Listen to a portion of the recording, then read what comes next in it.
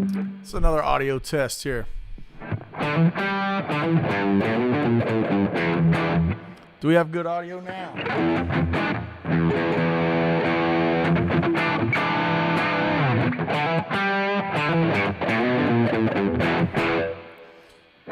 Is that better?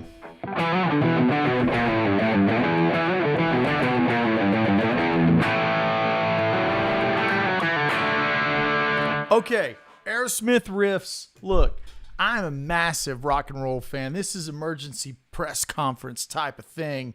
All hands on deck.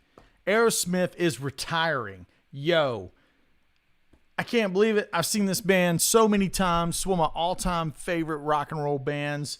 Those of you that know me and my compadres in the rock and roll outfit, Skank Banger. Yes, that's a real thing.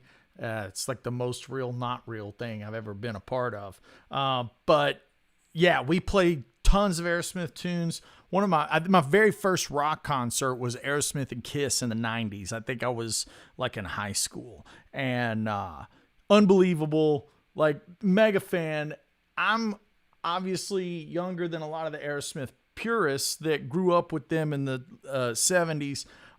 So my favorite Aerosmith stuff is, you know, the Crying, Amazing, What It Takes, all that era. Eat the Rich, that's my jam. If I get one, it's big ones. Give me the Aerosmith big ones. Okay, this is crazy. I'm going to read it to you right now. This is hot off the press from Aerosmith's Twitter. I'm going to read this right now. It was 1970 when a spark of inspiration became Aerosmith, thanks to you, our Blue Army that caught the flame and has been burning for over 5 decades. Some of you have been with us since the beginning, and all of you are the reason we made rock and roll history, which they did. Top 5 greatest American rock bands of all time, and they ain't number 5. I'm just saying. Okay, we've always wanted to blow your mind when performing. As you know, Steven Tyler's voice is an instrument like no other. Facts.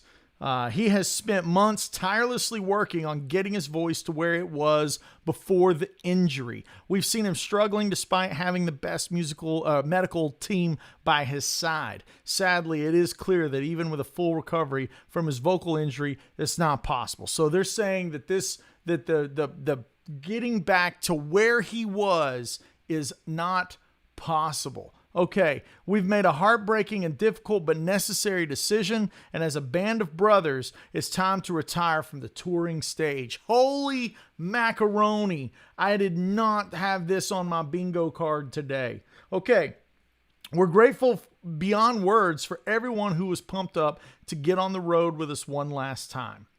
We're grateful to our expert crew, our incredible team, and the thousands of talented people who've made our historic runs possible. A final thank you to you, the best fans on planet Earth.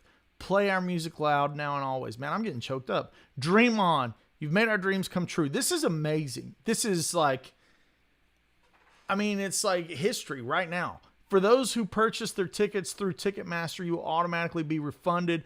There is nothing further you need to do. Man, it's for real. Like, you get Ticketmaster involved. It is for real. For those who purchase via third-party resale sites such as SeatGeek, StubHub, Vivid, etc., please reach out to your point of purchase for more details. Holy cow, there it is. There's the official press release of Aerosmith. I mean, I'm going to tweet them back right now. I'm just going to say thank you.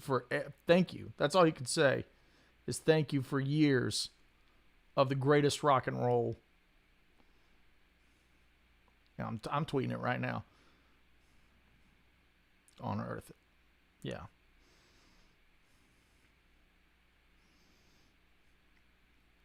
Okay, so, now it's story time, okay? I'm going to zoom this out just a little bit. Whoop. Okay, so now we got story time. I'm going to tell you the story about when I met Steven Tyler. Okay, this is 2015. I had been playing with Rascal Flatts weeks, and we're going, not even weeks. We did rehearsals, and we're going to go to Vegas. We're doing, we had a couple of shows, and so they tell us, so I'm getting flustered. So at Hard Rock in Vegas, Rascal Flatts had a residency, And that basically means you go out there, you set up your stage and stuff, and you play 30 dates. You just live there for a month, right? So we go out there and we're doing this residency. I mean, it's show 3, 4 maybe. And somebody in the management says, "Oh man, Steven Tyler's coming tonight." I was like, "Holy what? No way!" And for sure, Steven Tyler comes. At the Hard Rock, the green rooms are on a second floor, and you take an elevator down to go to the main stage level, okay? We're on this elevator. We do our hugs and our let's have a great shows and our brotherly stuff, and we drop down. I'm kind of in the front of the elevator, and, the famous people are right behind me because we go on stage first. Famous people come on stage after we're on stage, right? So we go on stage, doors open. Steven Tyler is there, full fringe fringe regalia, arms open, and it's just like, my boys. And he apparently he loved Gary's voice, one of his favorite singers, and would always try to catch a show. I didn't believe any of this stuff because I was just like, Steven Tyler's almost not a real person. Like, it's like Jimmy Page. I know he's real, but like, is he really real? Like, I don't know. Like, there's just certain people in life that you get starstruck around, no matter how cool you are, no matter how used to the industry you are. Steven Tyler's next to you. You're like, holy crap, that's Steven freaking Tyler. That's one of the greatest voices in rock and roll. Okay. So we do the gig and we're coming off stage, and I hadn't been in the band very long, and Yankton hadn't been in the band. A complete personnel change. And after the show, Steven walks right up to me, and he kind of holds my head like this. And he looks at the boys. He looks at Jay and is like, "Why didn't you tell me these guys were so good? I love these new guys." And kisses me right on the side of the face. And it was just like all mouth. Like all of Steven Tyler's mouth took up my whole face, just right here, like this, just lips and face right there. And I was just like, what is freaking happening? So first and foremost, Aerosmith retiring from touring. I know this isn't a ploy because they're talking voice injuries.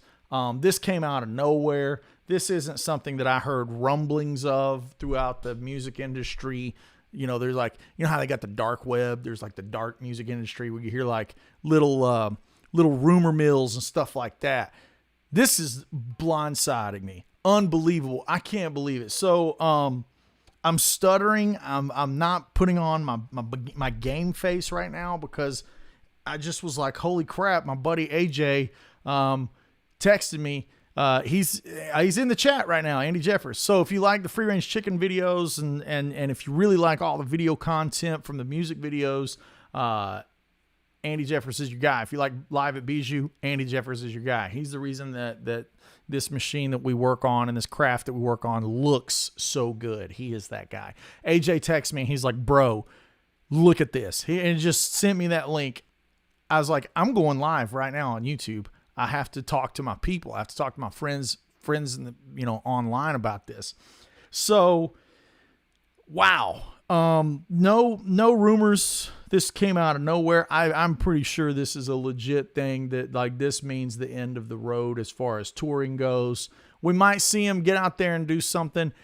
Gosh, it's like if there was ever that time to have a Super Bowl type performance and have these guys back and have guest singers come sing the screaming high parts that Steven's voice can't hit and let him just sing what he can. Like, this is your Super Bowl performance that I would book right now. I'll be like, what can we do just to celebrate these guys and the monumental career? It's like most rock bands don't get a first chance, much less like the first chance, the triumph, the top of the mountain, the failure, the band breaks up, the substance issues. They come back, reinvented in the 90s, and just do it all over again. It's like, and the ballads, man, like, oh my gosh, it's crazy how many great songs they had.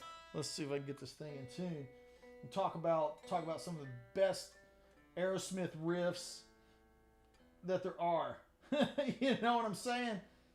Let's see here if I can get this moderately in tune. We'll get it close enough for government work, right? Okay, so like everybody's gonna say,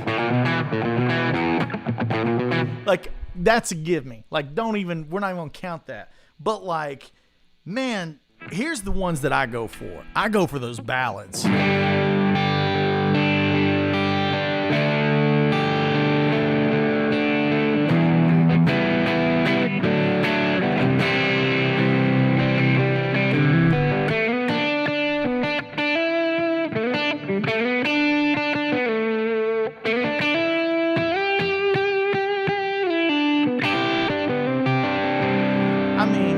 That's a great one. Another one that I mentioned earlier was man,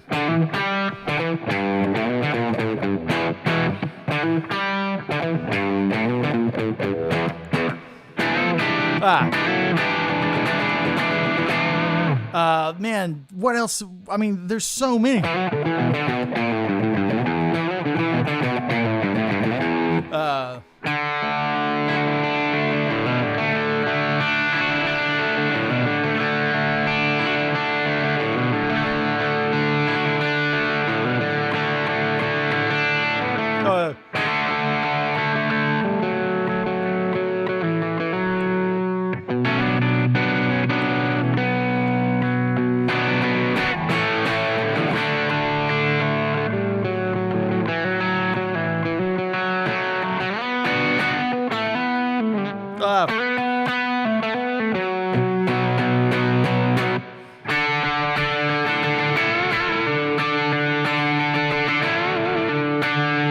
So many great riffs from those guys, man.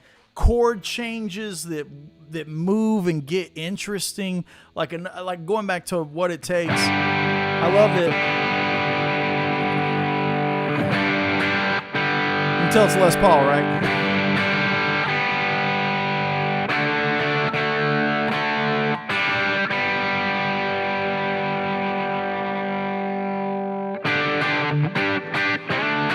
Only some things in a Les Paul are in tune. Other things are not. So like in What It Takes, you have this beautiful, it's probably one of my favorite, it is my favorite Aerosmith song for sure. What It Takes is my favorite Aerosmith song. I know that's blasphemy. All the hard rockers are going to say, whatever they want about how it's not rock enough. I don't give a crap. Like What It Takes is one of the greatest, most well-written songs I've ever heard. So it's in the key of G, right? And then we have the walkthrough, we're going to the 6, to the 4. This all makes sense, right? Very straightforward. 5. Going up to the 6.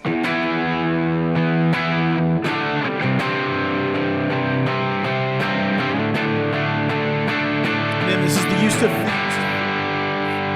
down to 6. Now it's 4.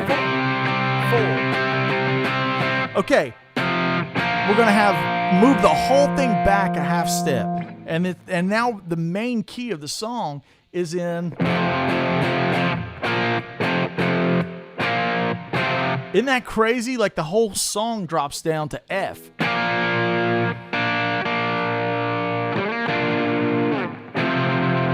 Right now we're in F. Pain's supposed to F, right? This is what I love. Down till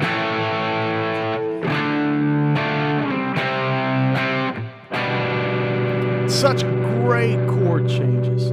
Great chord changes. Man, Aaron Lawson down here, buddy, I don't know what got bad to you.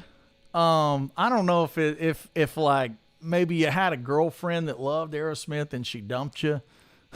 I don't know if the guy that, stole your lunch money when you were in elementary school was an Aerosmith fan. He wore an Aerosmith t-shirt, but you are just like pooping on him. Happy to see Aerosmith retiring. Are you kidding me?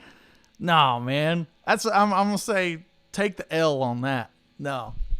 Okay. I'm going to hit the chat here. Yeah, Desmond Child wrote it, and a lot of really, really great music come from Desmond Child. That partnership between Steven Tyler, that writing partnership between Desmond Child and Steven Tyler, magic, dude. Magic.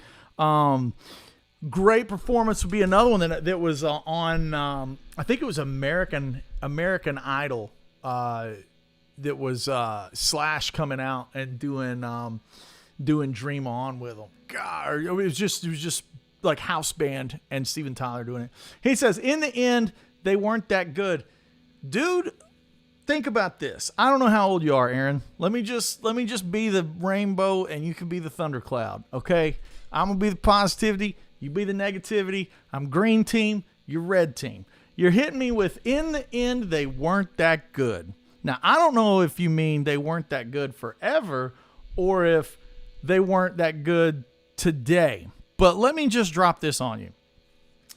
All those dudes are pushing 70 or in their 70s. I don't know how old you are. I don't know what kind of shape you're in. But if I can be in my 70s playing rock and roll with a guitar slung around me, I'm going to be real happy. Nobody gets to be in their prime forever. That's almost like saying, Jordan's not as good as he once was. So, I mean, it's like Clint Eastwood doesn't look like he did. He doesn't act as good as he did when he was. It's like, yeah, man, that's life. That's aging. Like, aging happens. Expecting musicians, and that ties, I think, this is a great topic. Thank you, Aaron. I know you're kind of being a rain cloud, but thank you for a great topic. How are we supposed to piss excellence at the end of our life? Much less just day to day. Like, how is it that you're supposed to be the best you've ever been every time you do it? Like, that's crazy. That's crazy.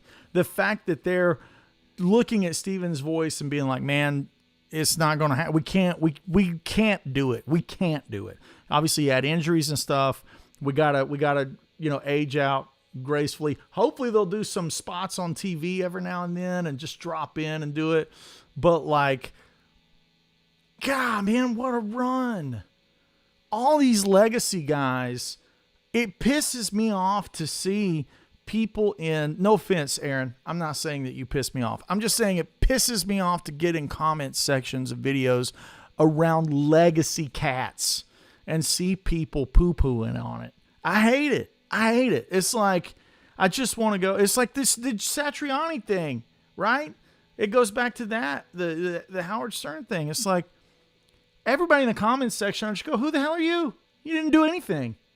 You freaking talking smack about Joe Satriani, right? It's like, maybe Aerosmith doesn't sound as good as they did, Every time I saw them, they sounded fantastic. I only have my personal experiences with live settings to hear them on. It was never tracked. It was never phoned in. It wasn't piped in from a Ableton. Industry talk for Ableton, who's the always the eighth member of the band. He's the computer that's actually doing the play. Man, it's like, here's the other thing. It's like, to be able to be in your 70s and playing on stage for people, golly dang, so what if you have to drop the songs down a whole step? That's fine. You're getting to do the thing. It's not meant to be the greatest pinnacle performance ever. And I don't understand the mentality of people getting on a legacy artist who is in their 60s and or 70s and saying, oh, they don't sound as good as they used to. Okay, he says, if you listen to them now, they sound terrible, and this is why they're retiring. I mean, it sounds like the throat surgery is why they're retiring, right? It's like he blew his voice out. I don't know if I can use the words terrible and equate what they are and where they're at in life and how old they are to terrible. Like, Aerosmith at terrible in 70s, like in their 70s, as men in their 70s, terrible is still the 1% of the 1% of the greatest rock and rollers that's ever lived. They've written some of the greatest rock songs that have ever been written. Like, I just don't get it. Like, it's like saying, it's like, this is interesting because it tends to live in the rock world more than other genres. Let me give you an example. Bill Monroe had a long life. Bill Monroe was the father of bluegrass. He had a long life. He was very blessed and, would play the Opry even until, in his 80s, right? Bill Monroe's playing in his 80s was not what it was when he was 38 or 42, right? It's like he's not who he was then, right? But it was celebrated that he was still there on stage doing it. There's more to music than they suck or they sound terrible, or there's more to it than that, right? Like, music is more important than a level of excellence and a watermark. Because if that was the case, we would be living with like only 4 artists. It would be like Sean Lane and Alan Holdsworth. There's your 2 guitar players, right? Like these this idea of excellence. And now you're saying Sammy Hagar sounds better now than Steven Tyler. Steven Tyler obviously has throat issues. He obviously has throat issues and voice issues. But to say that it's a versus thing, I mean, if you want to get the stats out, it's like, it's not a measuring thing. Like, Sammy Hagar is badass. He's one of the greatest. Like, I love Sammy. Y'all know I love Sammy. And I love Steven. And now you're saying it's also on Steven not taking care of his voice. I go back to the age, man. Look how high Steven Tyler sang. In their set list, every song was a screamer. I don't buy into the idea that the drugs did it, or the alcohol did it, or the partying did it. I just don't buy into that. Every song in a 2-hour set was a challenge, a feat of musical strength on the human voice. Think about how few people can just sing these songs to begin with. Okay, why is it that you never hear Aerosmith songs at karaoke bars? Because people can't sing them. That's why. The average person doesn't even have a chance. Average person can get through a Bob Seger song. I'm not slamming Bob Seger. I love Bob Seger. But we're talking about range, level of difficulty, modulations, key changes. It's all at such a high degree of difficulty and a level of excellence that how do you expect him to maintain that? It's the vertical jump, right? It's like, can Jordan jump as high as he could? No, not even close, man. Not even close. But it's not about that. I mean, how old is Steven Tyler? Let's get some facts rolling. Steven Tyler, let's get his age. I'm tired of guessing. Steven Tyler was born in 1948. I mean, he is 76 years old, kids. Hold up. He is 76 years old. Think about that, y'all. And then be in the chat saying, "Oh, they don't sound as good as they used to." He's 76. My dad didn't live to see 76. You know what I'm saying?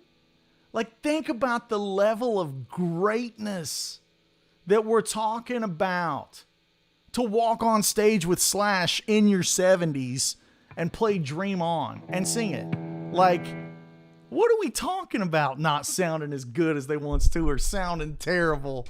Where is the level of, he's not 22 or he's not 35 or he's not even 46. He's 76 years old. Don't tell me that the drugs did it. Don't tell me that. It's not that. He's 76, man. That's 4 years from 80. My grandmother is 89. Like, he is like 10 years away from my grandma. You know, you go, and then I look at how great of shape he is and how long they toured, and even up till, the past couple of years out there playing. Whew. Magic, bro. Magic. Sammy Hagar too. Satch too, man. Just these legacy guys, man. Where's the reverence? Where's the appreciation for these cats? I'm not mad at you, Aaron. I respect anybody to have the opinion. I just know that mine's right. I'm just kidding, man. I'm just kidding. Don't cancel me, bro. Don't cancel me. But no, it's for real. Like, Aaron, I mean, I get that you seem like a type of person that wants a perfection in a performance. I respect that. I do. I gotta love that. But think about how many gigs he sang and how long that career was and how many nights a week he was at the top of his range for hours at a time.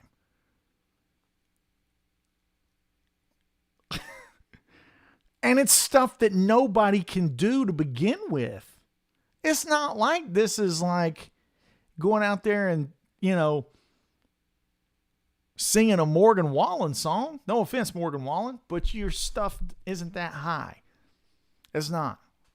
George Strait, man. George Strait, one of my all-time favorite singers. All-time favorite. GOAT. Greatest of all-time country singer type of cat. He can still do it because he's not blowing his voice out in that range every night. So he just goes up there and stands. Bands do not have an expiration date. I will disagree with that. Aaron Lawson, I will disagree hard. I do not subscribe to the idea that you're only allowed to make music when you're in your prime. I had more chops 10 years ago than I do now, but I'm writing better music now, in my opinion. I mean, maybe not. Maybe everybody else doesn't think so, but to me, it's better music. We'll find out next week, right, when the album comes out. But expiration date on music is crazy talk. That's crazy talk. Here's a great one. You're saying, I do not want to go to a concert and see a half-ass concert. You don't have to go. But as long as fans want to come and feel something, you don't have to be great to feel something. I'm going to tell you right now, Vince Neil, here's the thing with Vince Neil. Everybody's like, oh, Vince sounds terrible now. Vince is awful now. Vince is terrible, yada, yada. Vince was never good. Vince was never Pavarotti. He'd probably tell you that. He's a rocker that does rock stuff and goes out there and, maybe not. Like that. That's what I want to see. I don't want somebody else substituting for him just because they sing better. I want Vince Neil. And if it's flatter than a 2x4 and he's out of breath, who cares? Because it's Motley Crue. I will pay American dollar papers to see these guys. This is legacy stuff, man. It's legends. Del McCoury is one of my all-time favorite bluegrass singers. I don't even know how old Del is. He's got to be pushing 90. And he goes to the Opry and he sings and it's awesome and I want to see it. And like, is it as pitch perfect as it once was in time? No. But do I still want to be in the same room with him and breathe the same oxygen and be in that magic? Absolutely. Absolutely give it to me. The idea that music comes with an expiration date is garbage. No offense, Aaron. I respect you for bringing the challenge of being my red team. Professor X has to have Magneto, so I appreciate you, right? Like Spider-Man needs Dr. Doom, okay? I respect what you're bringing to the table. And in that, I would just say, hey, man, don't go to the concert. But for the rest of us that are mega fans, drop the keys a whole step and give it to me. Give me that goodness until you have to tap out. And this is obviously, I have to tap out. I cannot do it. Anything that I've seen up until this point does not equate to that. It doesn't. It does not. And I'll tell you this, for as rowdy and as rowdy as those Motley Crue, it's like, so what? So what? It's still Motley Crue. I don't even know if Vince Neil was good in the 80s. Motley Crue was never a singer's singer kind of thing, right? Let's talk about this. Steven Tyler is your singer. In the 80s, Steve Perry, right? That's your singer's singer, right? My man from Boston. Who else? Meatloaf. These are singers, right? Motley Crue was not in that. Vince Neil was like sort of a better singer than David Lee Roth. David Lee Roth just went out there and scat, skabiddle, skabobble. But it was awesome. And Vince Neil was, Joe Elliott. I would say Joe Elliott's a monster singer. He's a singer. But like, Vince Neil was never a singer. And I love Vince Neil. Vince Neil, if you see this, I love you. You are my guy. Like, Vince Neil on stage and the spikes and doing the thing, awesome. Vince Neil as a 60-year-old man out there in a leather vest doing it, awesome. Give it to me, right? I think it's like, again, now you're going to the Van Halen thing, and the last tour, Dave, was embarrassing. I was so mad, but at least I got to see Eddie Van Halen for the last time. That's not even embarrassing to me. Like, think about this, man. What did you want from David Lee Roth? He's a 70-year-old man. He can't do kung fu flips with nunchucks and samurai swords. He never was Steve Perry. It's like when I saw David Lee Roth kind of wearing the bandleader coat and just sliding around on stage and just kind of chatting around. It's like, yeah, man, give it to me. I want to be there for the magic. I don't think that music, and this is going to be a great video. Does music have an expiration date? Are you only allowed to make it when you're great? Okay, so Eric Johnson, Steve Morse, are we not allowed to go see them anymore? You know? Because they're not exactly what they were when they were 38 years old. Like, it's still so great just to be in a room with guys that can wallpaper a house with their legacy. You can wallpaper a house with the awards and Grammys. It's Steven Tyler and the accolades. Make the music as long as you can still have fun. As long as you want to make music, make music. As long as you want to go out there and play, go play. You know? I don't subscribe to the idea that they don't sound good anymore, hang it up. That means that music is a one-sided conversation and it's only meant to be taken. I don't like that. I don't like that at all. Just like I don't like the idea that music is a one-sided conversation that's only meant to be given. I don't like that either. I don't like it when guitar players, and my Patreon members will share this, they'll tell you this. I don't like it when guitar players are playing to hear the audience clap for them. All they're doing is taking. I'm here to play so you think I'm great and validate me. I don't like that. I also don't like it when an audience is entitled. You're not good enough tonight. I don't like that either. That's not music. Music is a moment in time. It's a language. And there's going to be great shows and there's going to be not great shows. There's going to be shows where you literally fall on stage, knock your guitar out of tune. There's going to be shows where you fall off the front of the stage. I mean, Luke Bryan falls off the front of the stage 3 times a year. There's all these things, right? But it's about a moment in time. That's what makes live music special. And if these guys can get on stage at 76 years old, holy cow, shouldn't that be celebrated? Is it owed to us? No, I don't. I never got to meet Joe Perry. I did not. I wish I did. But that's a crazy thing, right? Is it owed to us? Their music, their art owed to me because I paid $89.95 for the ticket. Man, I paid $200 for this ticket. They suck. Don't go back. Or go back. But it's not owed to you. It's not yours to take. And it's not theirs to take from you. It's not the artist to just take from you. They're not to be up there and just be like, glorify me. Glorify me. Nah, man, that ain't it either. Why do you think the Allman Brothers had that magic? Because they would go out there and it would just be different every night. And it would just be like, oh man, you had to be at the one. I think that's why the Grateful Dead has this legionary fan base where it's like, oh, you got to see them because who knows what's going to happen, you know? And when I think about an iconic rock band with more number ones than I can imagine, and all of the crossovers and reinventing themselves and working with a rap group when nobody wanted to work with a rap group. They were doing it. They were doing things that people do now 40 years ago. And like, if they go on stage as senior citizens, and I'm not saying that to offend anybody, I'm saying that to put people in check. If they want to go on stage as senior citizens, AARP card carrying members, and play some tunes, to share with some people, man, I got to be there for it. I got to celebrate it. I don't expect them to be what they were back in the day, man. It'd be like asking Richard Petty to get in a car and do 220 miles an hour on today's racetrack. It's not that, man. It's not the same.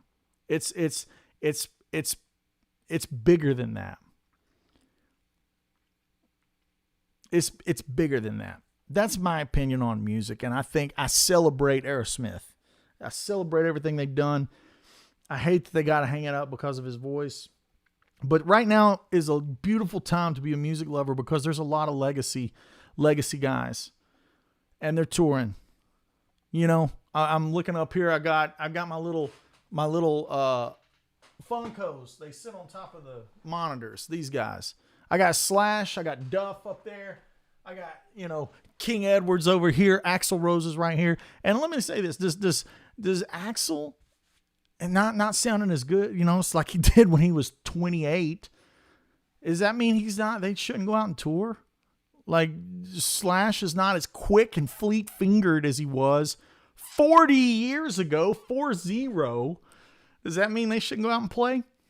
No, man. They should go play. They should go play. If you got to tune the songs down, cool. If you can't sing the chorus, hold the microphone out to the audience. Sing it. Sing it to me.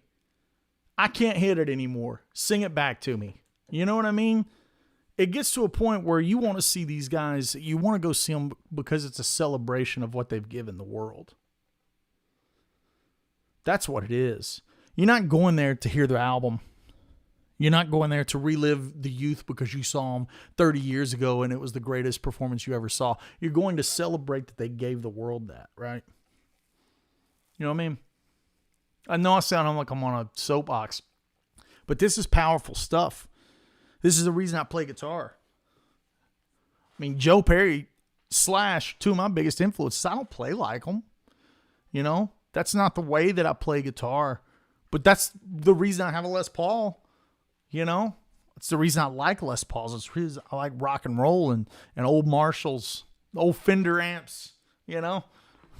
It's a celebration of the magic, and sometimes you don't have the words to describe what that is. And I don't think it has a shelf life. That shelf life is in the hands of the creator of the music, right? Yeah. Best Aerosmith albums, Toys. Man, Get a Grip's up there. I like those 90s ones, but it's not fair to say because I love the big ones record, right? Because it's got all of that era on it. Let's pull up their catalog. Let's look here. Aerosmith catalog. By the way, have you guys ever heard the Steve Morse songs, Aerosmith, that he wrote? Really awesome. 1973's Aerosmith had Dream On it. Mama Ken, One Way Street, Moving Out. That's a great record. Toys in the Attic is a great record. That's Walk This Way. Sweet Emotion. I mean, dude, Toys is big. Get a Grip has Eat the Rich, Get a Grip, Fever, Living on the Edge, Walk On Down. It had Crying on it, Crazy, and Amazing. Okay, it's Get a Grip. It's Get a Grip. Okay, this is I'm just gonna give you these. I'm not gonna be able to get monetized on it, but like, dude. Awesome. Okay, you can't use more than that. We'll get awesome, right? Yeah, awesome. Yeah, dude, what? Come here, baby. Dude, it's Get a Grip.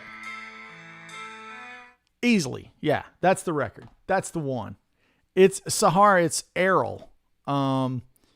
It's like spelled like this. I think it's spelled like this.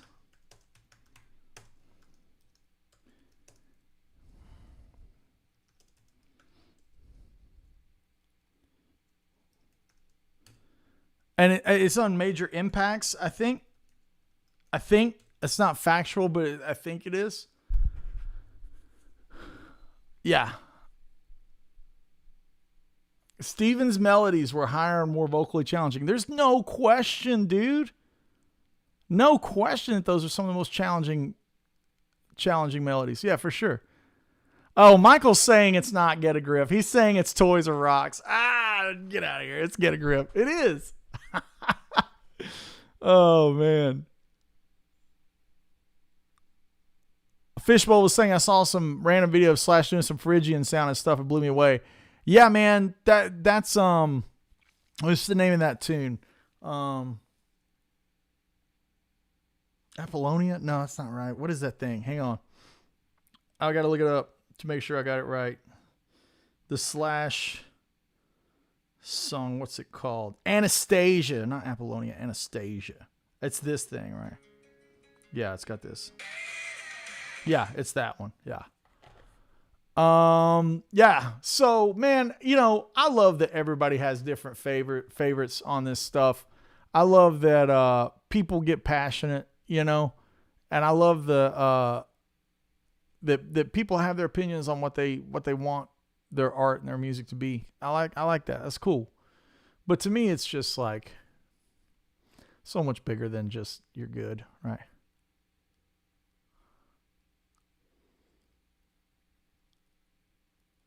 So Craig is saying, people bringing up AC/DC, like the are they as good as whatever? But like Craig chimes in, I'd be all over to see AC/DC today, no problem. Yeah, I would too. It's like, yeah, man, yeah.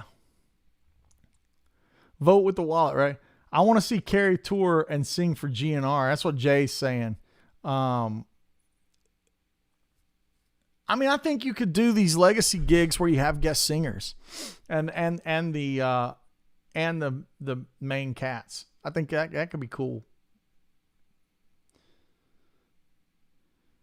Yeah, is it Neville's? Yeah, Neville says songwriting and production is the best on Get a Grip. That was like their second comeback album after they got started. Yeah, after Pump. Yeah.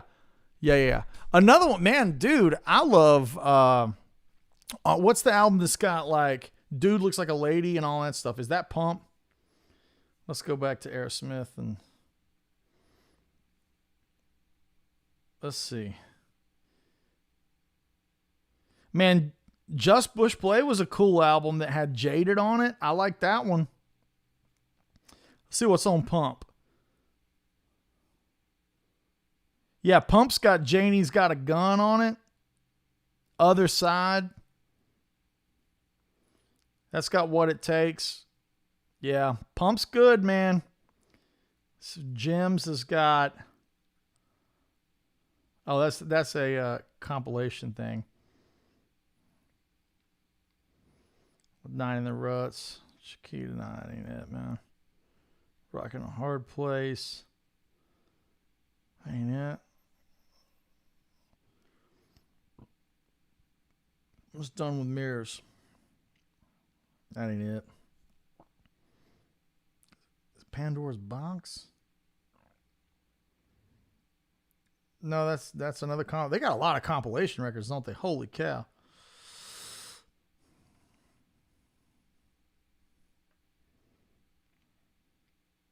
Like hang on, what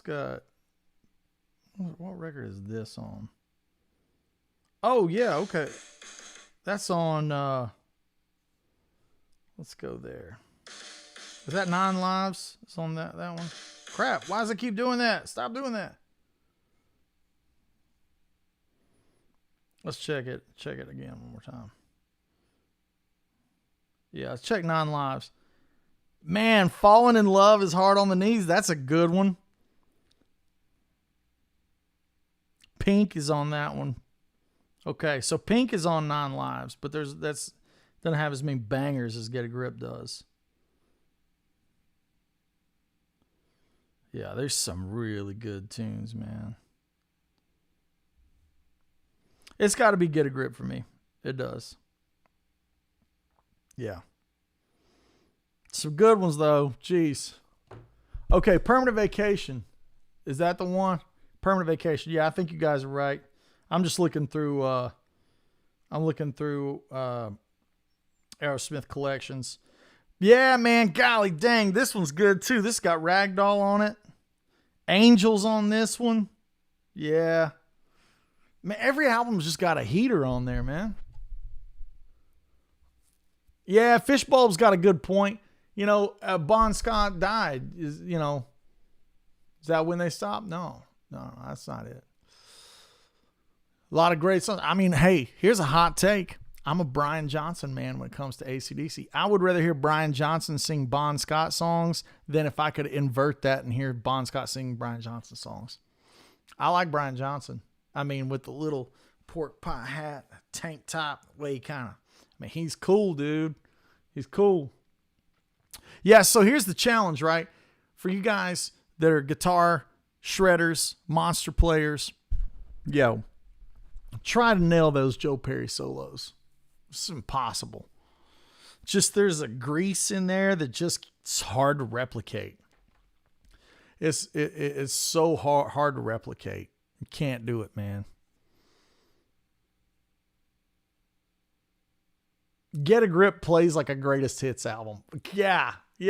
Jay just hit it with the mic drop. Get a Grip plays like a greatest hits album. Yeah. There's so many great like key changes too. I mean, like even on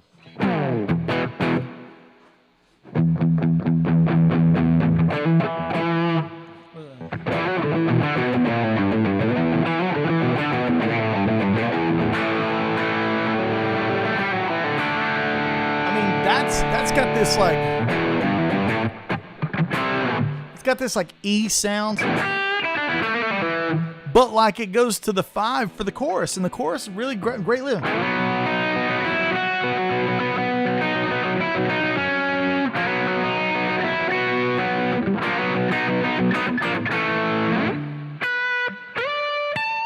That solo's great, right? Was it has that like Star Wars thing, the way he starts it off. It's like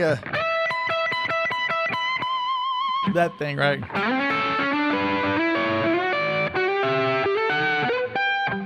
Maybe over here. Like I think it's like that. And he's also doing these like he's got those kind of licks. Where it's just kind of he's like flopping his finger. It's like every time I do it, it sounds too clean. I can't get that like I've just had 5 shots and I'm trying to track this solo. I can't. It's hard for me to emulate those Joe Perry solos, man. And it's weird because like if it comes to like emulating something really precise, it's a lot easier for me. Right? Like that kind of thing is way easier to do for me than it is having that grease whiskey swagger in the playing. I mean, it's just, guys, it's just hard to emulate. And it's like, even when he plays it live, there's just those pops and squawks and just nuances and things in there that are so great. I don't want to miss a thing. I don't remember how all that goes. I don't remember all that one. I don't remember what key it's in. Let's try to remember right here.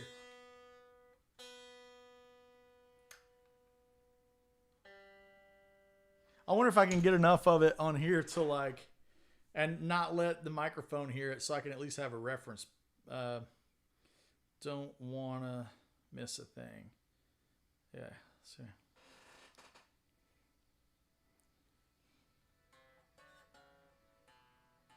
Sounds like B.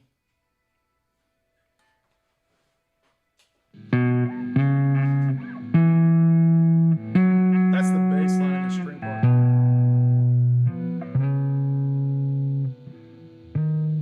Yeah. So that's that bass line. Let's see what that is.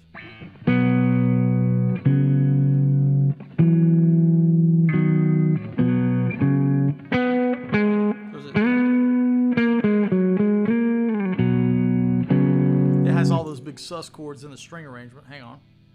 Still listening.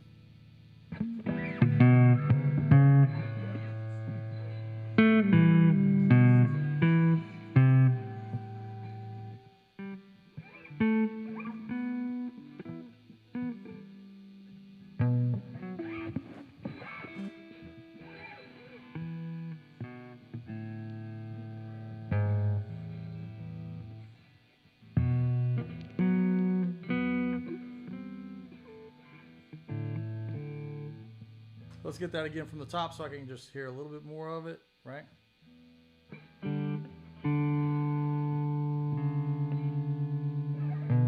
So that string arrangement's sitting around like a 6 at the top.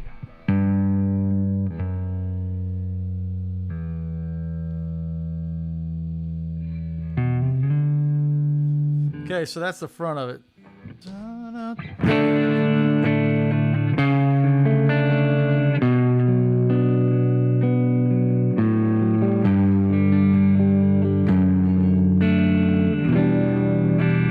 See if we get that moving.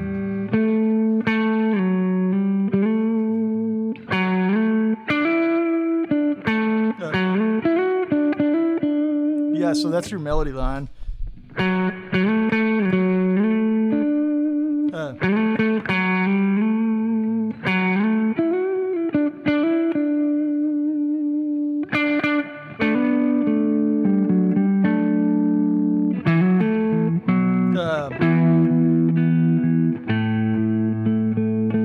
Let's see if we can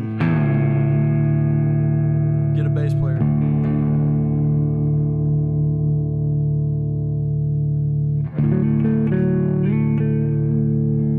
How would I play the next one? Let's see.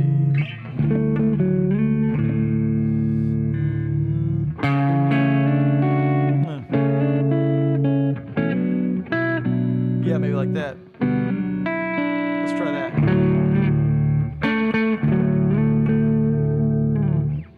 What would be a good voicing?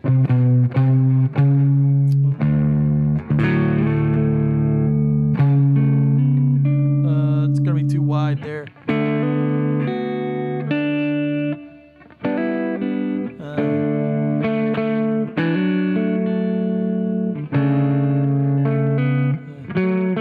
Yeah, maybe like that. Maybe do it down there.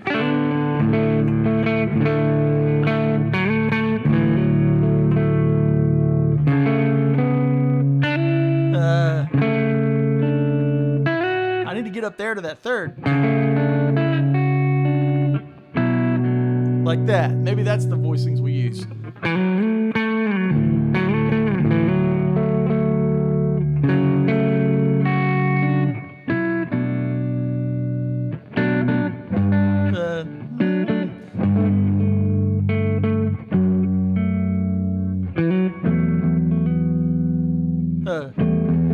Yeah, like that. Right? Okay, so let's try to get that much of it.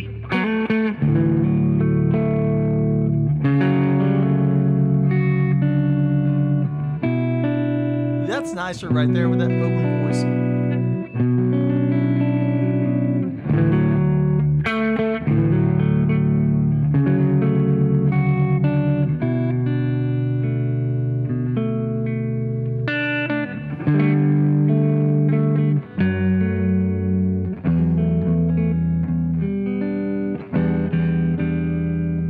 Yeah, that's pretty nice, right?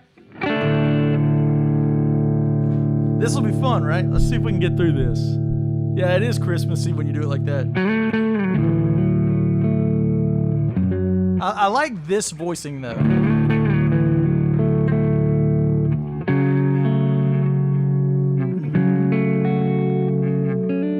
That's the hardest voicing to get. Maybe that would be it.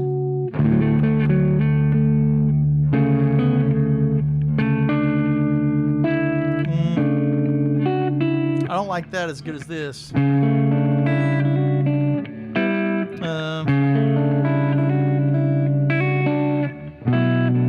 That's the one, right?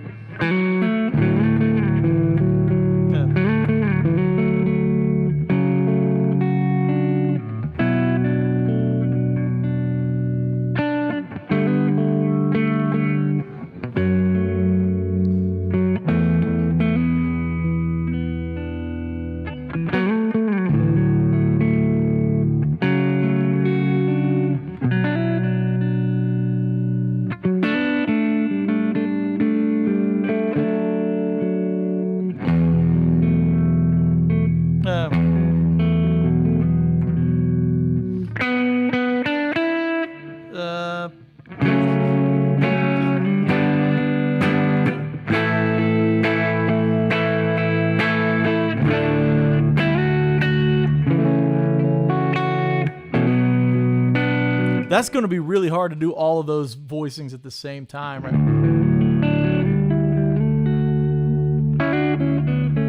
Maybe.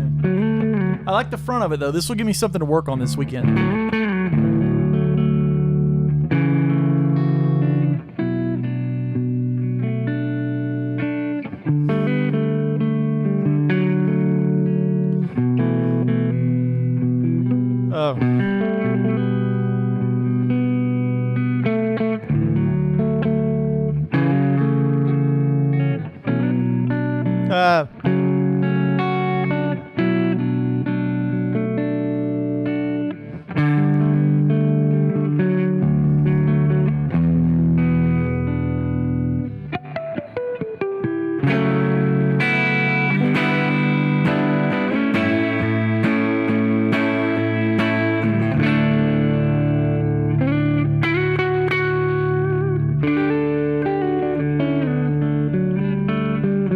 I need to work on this. This is pretty.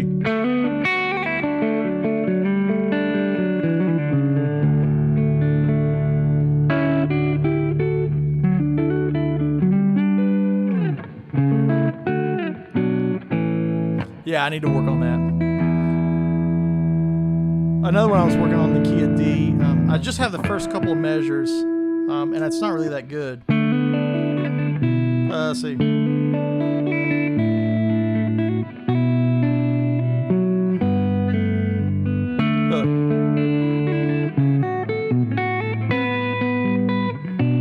I'm working on that one. I don't really have that very clean yet, but I just started working on it this afternoon. Really tricky. This voicing's hard. Those things.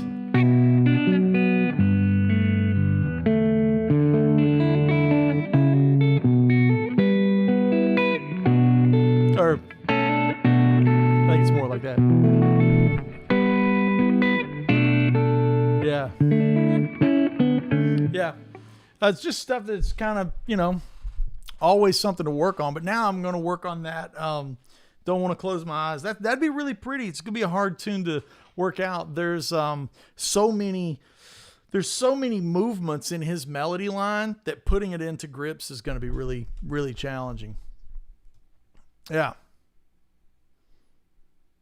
Nate's saying he feels like Slash is better now than he ever was. Man, I mean, when I saw Slash in Knoxville, he was ripping. He was straight fire. So, yeah, I'm gonna work on that, man.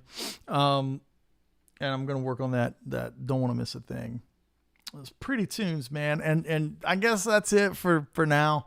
I'm gonna get off here and just enjoy some Aerosmith music. But thanks for being a part of the live stream. And I mean, dude, Aerosmith, right? Put on some Aerosmith tunes. Press conference over. Amazing celebration of a fantastic career.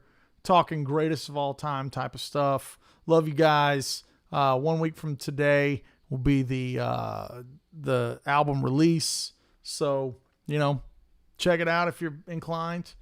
And yeah, there'll be some definite Aerosmith stuff going on this weekend for sure. Cheers, guys. Love y'all. Be good.